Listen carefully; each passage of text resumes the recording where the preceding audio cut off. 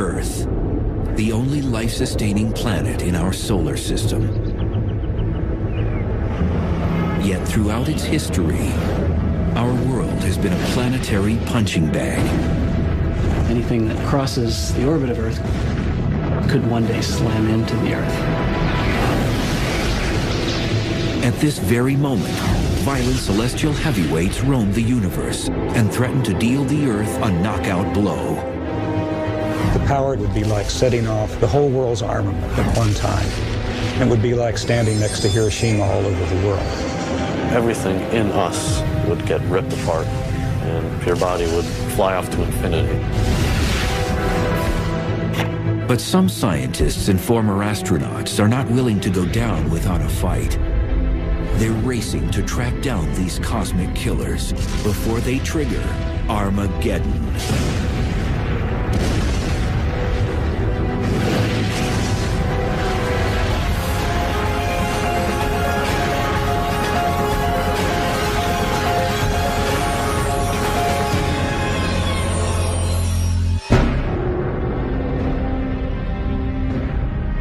Earth shimmers like a sapphire jewel in our solar system. We go about our days unaware that in the far reaches of space, trouble could be headed our way.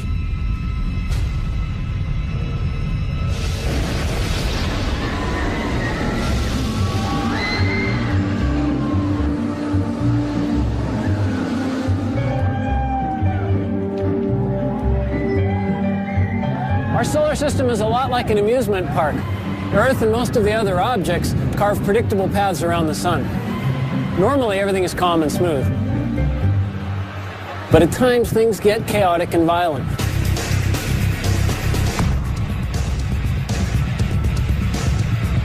Earth can be slammed by space rocks, zapped by deadly space weather, jolted, jostled, and threatened by the object's energy and forces of the cosmos. The Earth is on a cosmic thrill ride, one that often involves extreme danger. When you're moving fast and on a predetermined path, you hope nothing crosses it because there's nothing you can do. Nicaraguan border goes right down along. Former astronaut Rusty Schweickart knows firsthand how dangerous celestial objects can be. In 1969, he piloted the lunar module during the Apollo 9 mission. Now, Schweickart is ready for more than a cruise through the cosmos. He's sounding alarms about the dangers of one particular asteroid named Apophis, which got too close for comfort in 2004. It immediately got everybody's attention because the probability of impact was quite high. In fact, it was higher than any impact probability that we had ever seen up until that time. And Schweickart has a terrifying real-life example of just how damaging an impact from an asteroid even smaller than Apophis could be.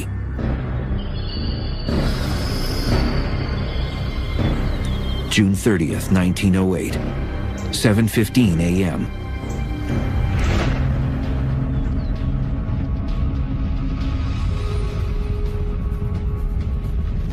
An object half the size of a football field plunged down from space at around 34,000 miles per hour and produced a stream of fiery gas behind it.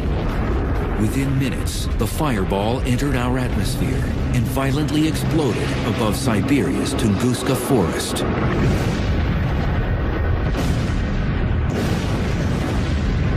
It became the largest explosion on Earth in modern human history. The blast sparked heat waves, which torched 80 million trees in an area over half the size of Rhode Island. Fortunately, no one died as a direct result of the explosion, because it was in a thinly populated area. If that asteroid hit just a few hours later, it would not have hit Siberia, it would have hit over Europe. And if that had exploded midair over any of the major cities of Europe, 1 million people would have died like that. For the last 100 years, the Tunguska explosion has been shrouded in controversy. Today, many scientists agree an asteroid caused the blast. Incredibly, it never even impacted the ground. Rather, it exploded 5 miles above Siberia's frozen ground. A small stony asteroid can't survive the plunge through Earth's atmosphere. When it smacks into the lower atmosphere, doing about 50,000 miles an hour, it's like an egg smashing onto concrete.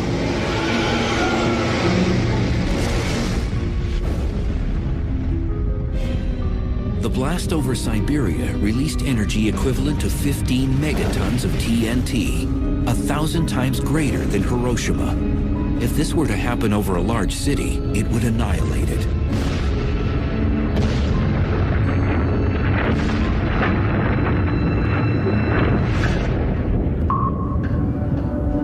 Scientists call these trespassers near-Earth objects, or NEOs.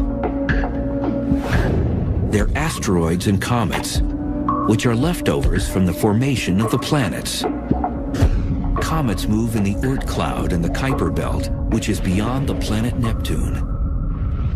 Asteroids travel in a band between Jupiter and Mars, but their orbital trip isn't always routine. Most of the asteroids orbit in a neat belt between Mars and Jupiter, and we don't worry much about those. But when one gets away and all that mass and energy is headed towards Earth, that's when the astronomers start to worry. Oftentimes, these cosmic remnants get bumped out of their orbit and head on a collision course with Earth. Our planet's thick atmosphere vaporizes the vast majority of them. But a larger object can knock through our atmosphere and actually impact the ground. If you want to turn to the cosmos and look at the forces that would have us dead, asteroids striking are real and they're bad. It's happened before, it will happen again. 65 million years ago, an asteroid the size of a small city plummeted down from the sky. It exploded in the Yucatan Peninsula near the present-day Mexican village of Chicxulub with the force of 100 million megatons of TNT. It hits the Earth, cast billions of tons of Earth's crust into the atmosphere, cloaking Earth, blocking out sunlight, knocking out the base of the food chain, and sending a wave of extinction across the tree of life. It is believed the ferocious impact contributed to the mass extinction of the dinosaur. We can think of asteroids as being bad things, but were it not for an asteroid, we wouldn't be here today. Our mammal ancestors were running underfoot, trying to avoid being hors d'oeuvres for T-Rex. T-Rex gets taken out. Well, this opened up an ecological niche that allowed our mammal ancestors to evolve to something more ambitious than a rodent. And out comes the primates, and among the primates we have people.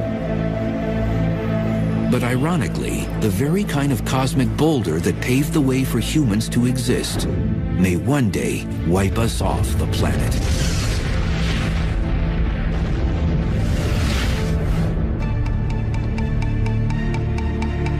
In 1998, Congress urged NASA to detect all the near-Earth objects over a half-mile in diameter or more. And what they found was unsettling. Over 850 NEOs in our vicinity. These asteroids are our closest and most dangerous neighbors in the solar system.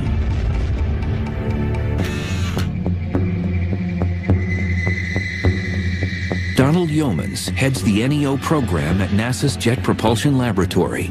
He and his cosmic bounty hunters search for potential killers lurking in our solar system and put them on their most wanted list. Finding these near-Earth objects is somewhat akin to tracking hurricanes. As you track it day after day, you get a better idea of its orbit. You can predict where it's going. You have a better idea of how large it is and if it should hit the Earth, with what sort of velocity. By using telescopic technologies, NASA's Space Guard survey has detected over 90% of all NEOs deemed harmful. These frightening objects could strike the Earth with the energy greater than all the nuclear weapons on our planet today. Such an impact could trigger mass extinction. You wouldn't expect one to hit but every several 100,000 or millions of years. But if one did hit, it could wipe out a fair fraction of the population. So they're very low probability events, but high consequence events. If they hit the Earth, they would have global effects. I mean, not only would you wipe out a continent with really heavy shock waves, but the ejecta would be thrown up in the air and come down all around the planet. The atmosphere itself would get to 1,000 degrees or so, and all the vegetation all over the world where that happened would flash into flames. Cataclysms could also occur with smaller objects. So Congress now asks NASA to locate all NEOs 500 feet in diameter, as wide as the Roman Colosseum. An object that big could decimate a metropolitan area or even a small state. And what worries scientists most is not the asteroids they've discovered, but the ones they have not yet found. But at any given time, there's about 24 objects for which we can't yet rule out an Earth impact.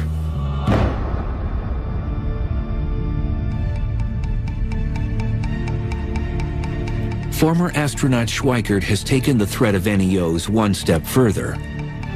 He's appeared before Congress to request a special government agency be responsible for protecting the public from space rocks. Today, we have the technology to stop near-Earth objects from impacting the Earth for the rest of history.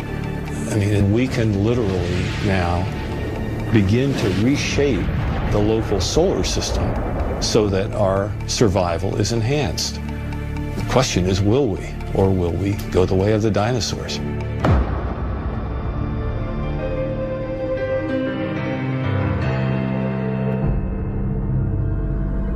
But Schweikert isn't waiting for NASA or Congress to solve the problem. He has his own plans to save the planet from the next asteroid impact.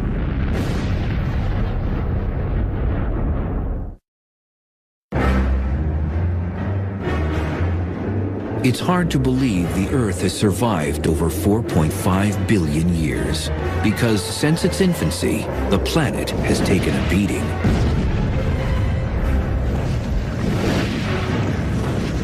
Like a boxer, our world is under constant assault from asteroids that enter our orbit each year. But in the future, Earth could be knocked out. Former Apollo 9 astronaut Rusty Schweikert refuses to be bullied by asteroids.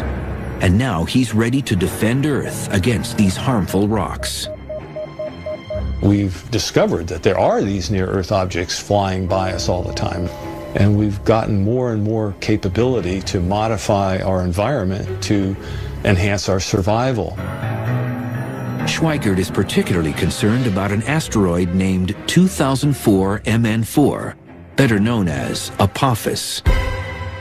This pockmarked rock, approximately 750 feet in diameter, swept near Earth in 2004. Now it's scheduled to pass dangerously close to our planet again on Friday the 13th in April 2029. So in 2029, Apophis will come closer to us than our own communication satellites orbiting the Earth. It will be so close that people who are in the right place will be able to see Apophis go by the Earth with your naked eye. You won't even have to have binoculars. That's how close that asteroid is going to come. Apophis has an over 99% chance of missing the Earth in 2029. But if Apophis passes the Earth at a distance of exactly 18,893 miles, it may pass through a gravitational keyhole, a narrow region in space a half-mile wide. If this happens, the Earth's gravity could upset Apophis and change its trajectory. It could cause it to return and hit Earth 7 years later, on April 13th, 2036. The gravitational effect of the Earth will cause it to bend, cause the Apophis orbit to enlarge to precisely the size which 7 years later it will come around and hit the Earth. At the present time, Apophis has a 1 in 45,000 chance of delivering a deadly blow in 2036. But even these odds have scientists placing bets. It's one thing to know that there's maybe 1 chance in 45,000 that it's going to hit the Earth, but what you'd like to know, is there 1 chance in 100? Is there 1 chance in 10? Is the probability 1 that it's going to hit the Earth?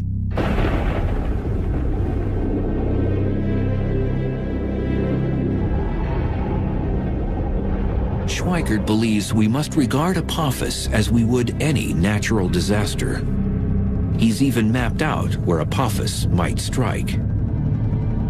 You have the date of the impact, the time of the impact, the orbital inclination, and you can make a map.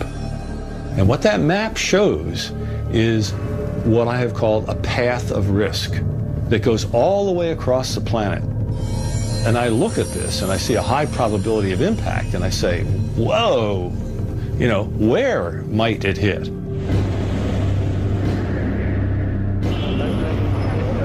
According to Schweikert, Apophis could impact any point along this path of risk. It begins in western Siberia, cuts across and down the Pacific Ocean near California. Then it traverses Central America and finishes in Western Africa. Schweikert proposes a chilling scenario of where Apophis might strike. The asteroid could land in the Pacific Ocean off the coast of California with the force of over 1 million megatons of TNT. Such an impact would create a 5-mile wide, 9,000-foot deep crater in the water, which would unleash tsunamis. Relentless 50-foot waves would pound the coastline, resulting in unimaginable human loss. Asteroid that's 1,000 feet in diameter, having it hit in the ocean is not a good deal. Hundreds of billions of dollars of damage from something like that.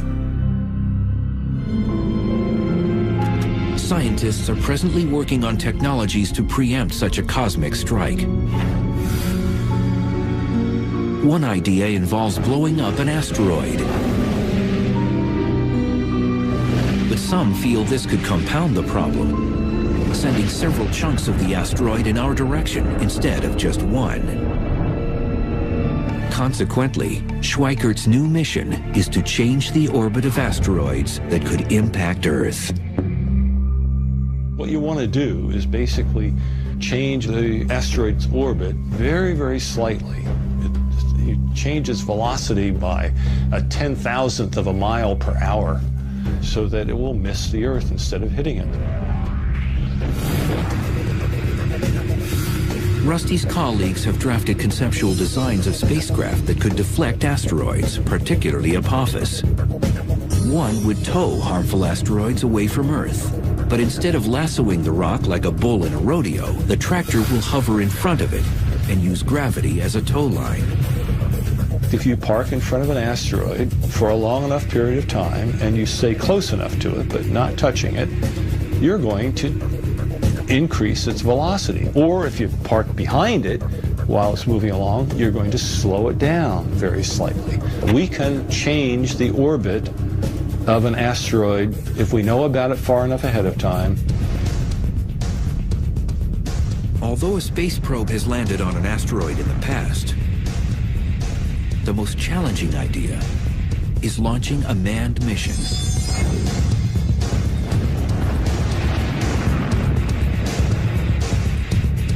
Once landing on the rock, astronauts could mount a radio transponder to track its whereabouts. You could just use a robotic mission to go to an asteroid, land, grab a sample, and bring it back. That's not that difficult. What you gain by a manned mission is they can react to interesting areas on the asteroid surface. They could go here, there, and they wouldn't have to rely on remote navigation. Nicaraguan border. Schweikert insists we should remain on high alert regarding asteroid Apophis, and his cause hasn't gone unheard.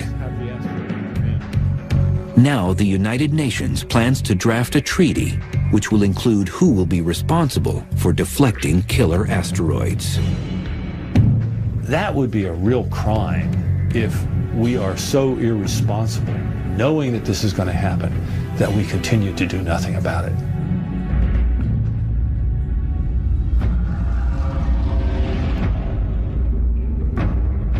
But asteroids and comets are not the only deep space threats. Earth has had its ups, and Earth has had its downs. We never know what's going to be around the next corner, and a lot of it is bad. In far-off galaxies, galactic invaders are at work, itching to end life on the planet as we know it. 3 times daily, a strange flash pulsates across our sky. It's hundreds of times more powerful than the world's total nuclear armament, but it's not man-made. And if one happens close enough to Earth, it could end life on our planet.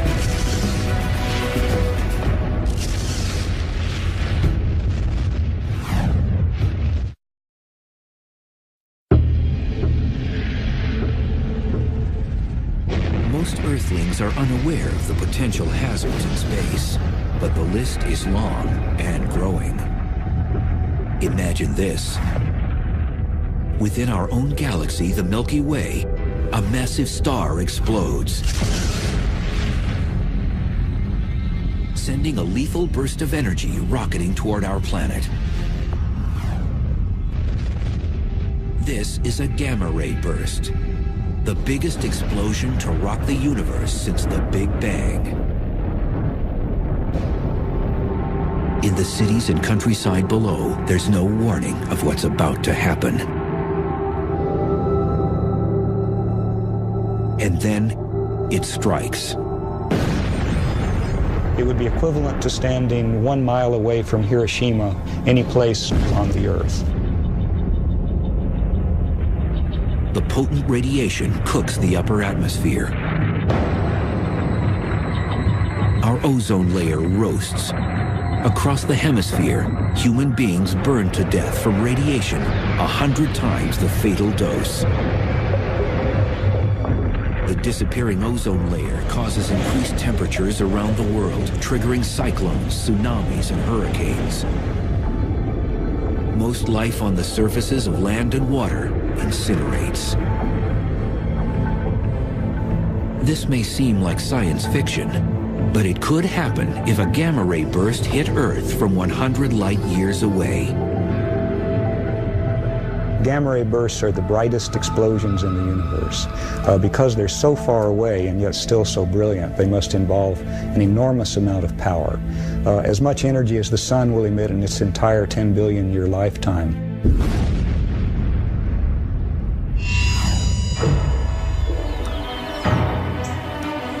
As a young student, Stan Woosley always liked experiments that go boom. Now, the work of this astrophysicist is more than child's play. He's one of the galactic detectives trying to uncover the mysteries behind gamma-ray bursts. We know there are many planets and many stars throughout the cosmos, so there may have been countless civilizations that were destroyed by gamma-ray bursts. These peculiar beams of radiation were first spotted in the 1960s. At first, most astronomers believed these gamma-ray bursts must exist in our own galaxy, the Milky Way, because they're so bright. There were reasons for that. One was that if they were outside the galaxy, the energy was almost unbelievable.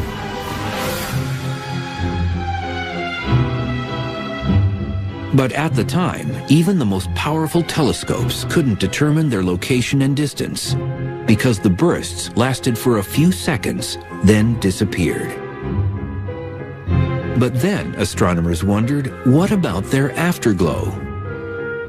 Cosmic explosions typically leave behind some luminous residue that sometimes lasts for days or weeks. In the late 1990s, satellites used upgraded optics and X-ray detectors to finally capture a gamma-ray burst's afterglow.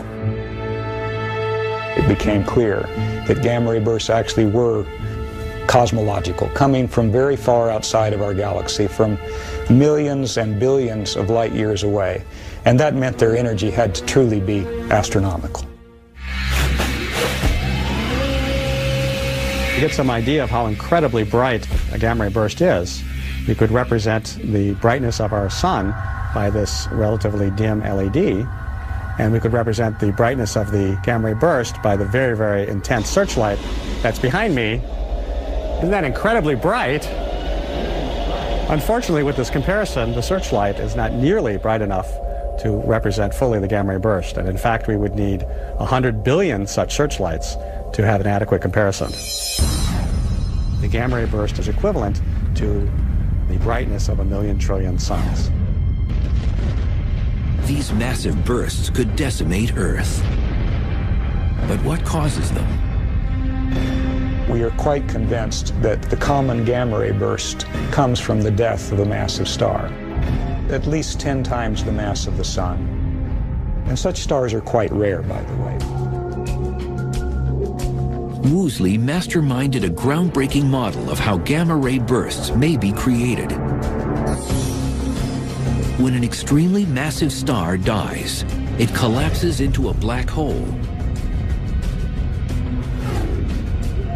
Black holes are created when a collection of matter collapses to such a high density that light itself cannot escape.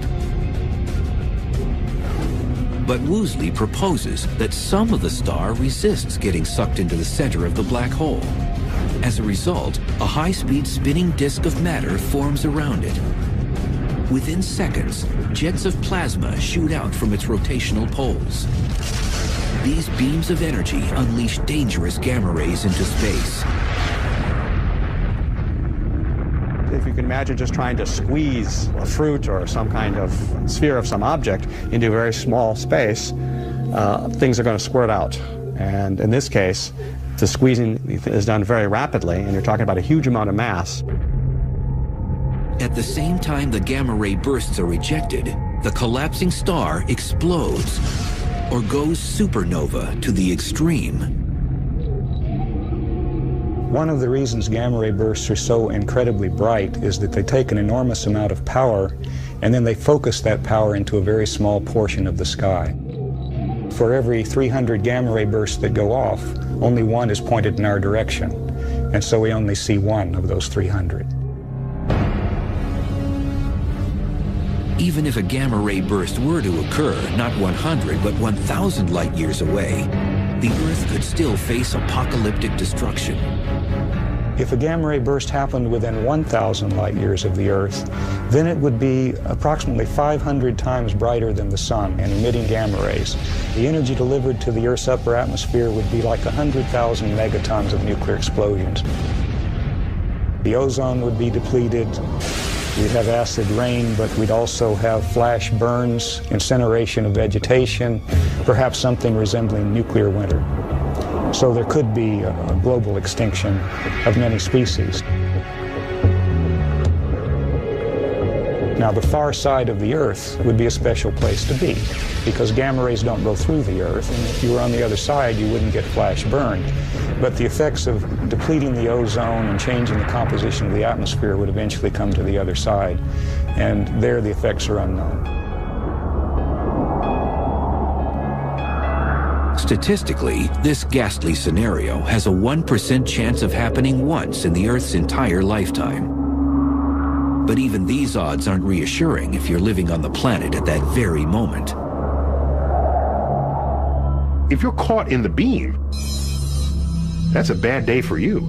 If one of these happens in your galaxy and that beam is coming your way, go hide in a cave, because this is very high energy radiation. It's the kind of energy that will decompose your molecules, and you just don't want to be around when that's happening. There currently are no defense measures to shield us from gamma-ray bursts if they happen close to Earth. They travel at the speed of light, 186,000 miles per second. By the time we detect them, they will have already struck our planet. Gamma ray bursts could pose a hazard to the Earth or to anything living that came within their bore site.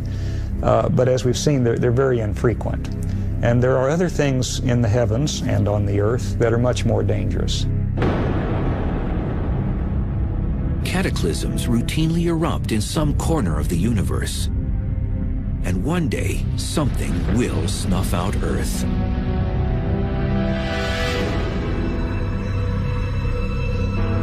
Most of the time, our ride around the sun is gentle and uneventful like this Ferris wheel.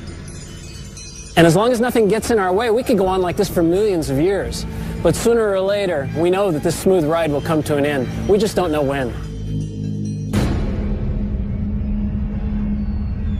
Sadly, our planet's ultimate demise will probably come from the very thing that provides us life.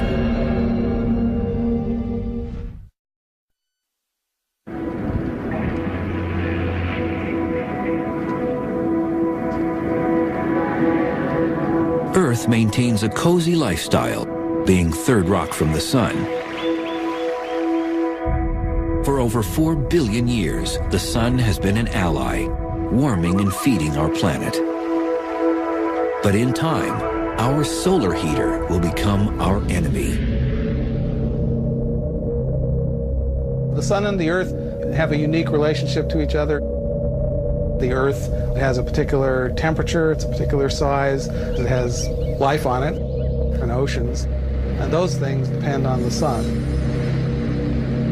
The sun is at the root of the existence of life on the Earth, and the sun will be at the root of its demise as well. Earth's relationship with the sun will become dysfunctional when our solar mother really turns up the heat. The sun gets hotter because it's burning hydrogen into helium. 4 hydrogen atoms become 1 helium atom. That means there are fewer particles bouncing around inside the sun. And that process basically means that the sun has to get hotter and brighter to hold itself up. As the sun's core gets hotter, its outer parts will swell in size and turn red. If you have a bonfire, you have all this wood there, and you build it up, and at some point enough logs get burnt and the thing collapses and you get this huge burst of sparks and it gets much brighter. In a sense it's like that because the sun is right now burning hydrogen into helium, and the helium is the ash of that, if you like. And then as the sun collapses enough, the ash relights and the helium burns into carbon. And that's when things get really hot. At this point, the sun will expand into a red giant and incinerate most complex life on Earth. When the sun becomes a red giant, it will grow to 30 times its size. So the surface of the sun will actually be out beyond the orbit of Mercury. The luminosity of the sun will go up by like 1,000 times. And that's going to make the Earth so hot that the outer crust, the rocks, the solid part of the Earth, will melt. The whole planet would be a glowing ball of lava. The sun will fry the inner planets, and even though the sun will become red and cooler, the Earth will be much hotter. Just leave the Earth a burnt cinder, like a charcoal briquette. So that would be bad for life on Earth. And the Earth's hellish fate isn't over. As a red giant, the sun will fluctuate in size before collapsing into a white dwarf.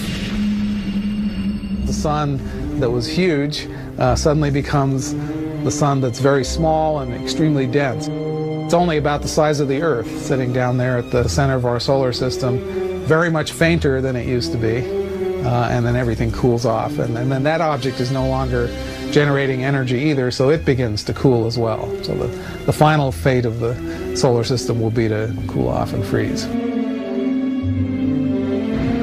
Humans will probably have relocated to another planet or become extinct before the sun turns Earth into a snowball.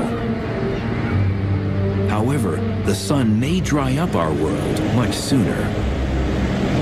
If the sun doesn't get us at the time of the red giant phase, It may well get us earlier by just becoming bright enough to cause the oceans to evaporate.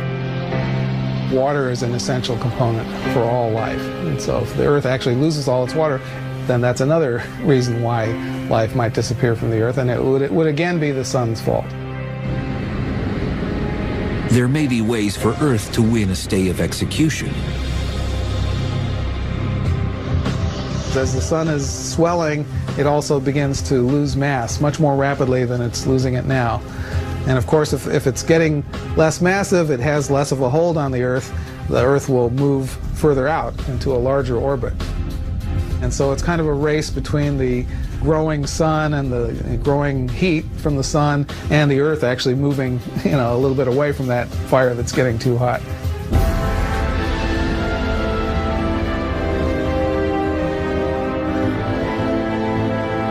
If our planet somehow manages to avoid getting fried or frozen by the sun, its future remains increasingly bleak.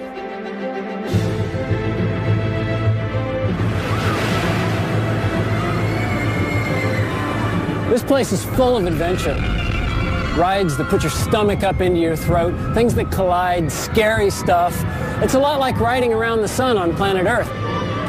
But when Earth gets smacked or when things start to come apart, the ride could really be over.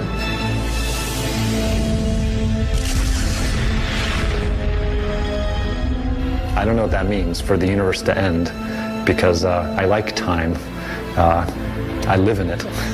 So it's hard to imagine time ending.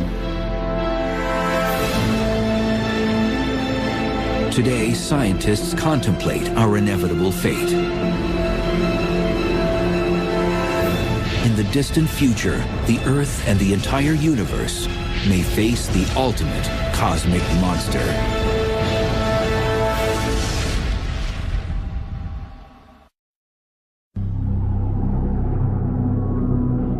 No one suspects that Earth's most lethal enemy lurks amongst the stars.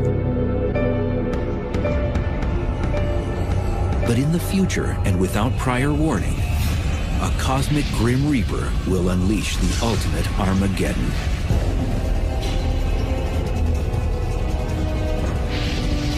The dark villain will stretch apart the universe.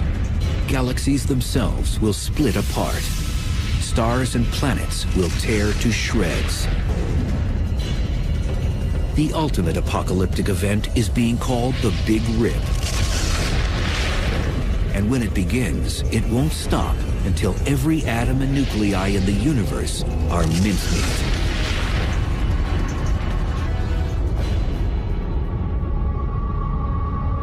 The Big Rip, it really is the end of the universe.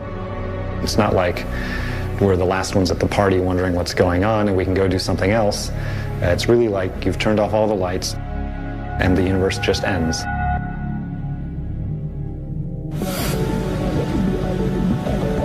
Innovative physicists Robert Caldwell and Mark Kamienowski proposed the notion of the Big Rip, a grim hypothesis about the final fate of the universe. We used to think that the universe, which is currently expanding, could reach a point of maximum expansion. The Big Rip is the idea that the expansion will not only continue and accelerate, but rip everything apart as it does so. Caldwell and Kamienowski calculated that the universe is expanding at an alarming and increasing pace, and that something is sucking everything outward like a vacuum. Acting like a galactic vice squad, these young scientists hunt for the cosmic killer. They believe a mysterious phenomenon called dark energy may be the culprit. Figuring out what dark energy is probably the #1 goal of cosmologists today. Dark energy is dark, so you can't see it. We can feel what it is. We feel it through its effects on the gravitational behavior of the universe. There could be some dark energy in this room, under the chair. It's only when you look at its properties on really big cosmological length scales, billions of light years across, that you start to see the cumulative effects of the dark energy. It causes things to be pushed farther away from each other and contributes to the expansion of the universe in a quickening pace. Edwin Hubble, whom the Hubble telescope is named after, first discovered the universe is expanding back in the 1920s. But it wasn't until 1998 when a crack team of scientists measured that this expansion is moving like a runaway train. A nice analogy is to imagine that the universe, our three-dimensional space, is like the surface of a rubber balloon that I'm blowing up. Okay, I'm going to blow up the balloon as a demonstration of the effects of the expansion of the universe. As the balloon gets bigger, that's the depiction of the expansion of galaxies. There's galaxy. Another one. Where's our galaxy? Okay. We live there. Okay, that's our home. As the universe expands, every other galaxy gets farther away from us.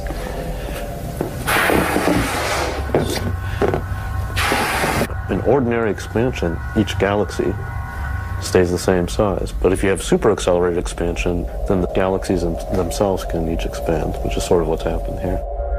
If I could blow it up fast enough to depict a big rip, then the balloon would explode. That's like space-time not being able to take it and coming to an end. So instead, we'll just pop a hole in the balloon. That's the big rip. According to Caldwell and Kamienowski, the universe has no hope of surviving the Big Rip. They've even come up with a countdown to this apocalyptic event.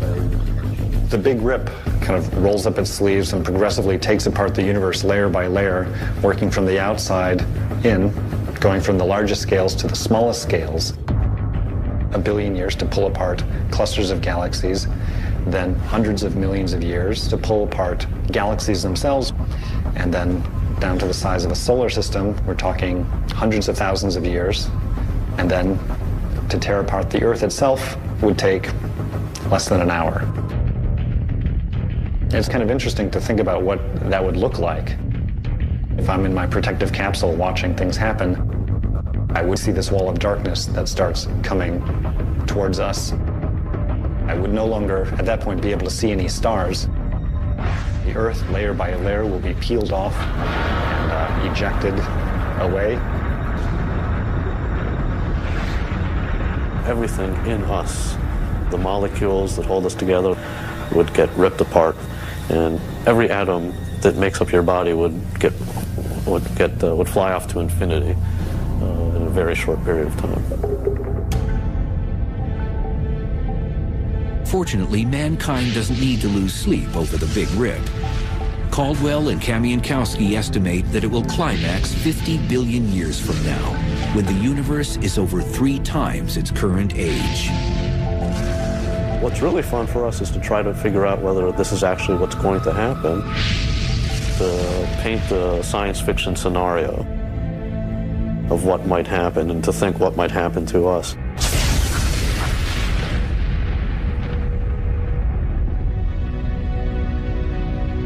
Deep space threats are real. Some could harm us tomorrow, others in the far future. But one thing's certain, something will terminate Earth and probably the entire universe once and for all. It's only a matter of time. It's useful to sometimes think about how fragile our life is here on Earth, that maybe we aren't going to be here for eternity. Maybe there's a hope, but the way it looks, the universe just ends, and that's it.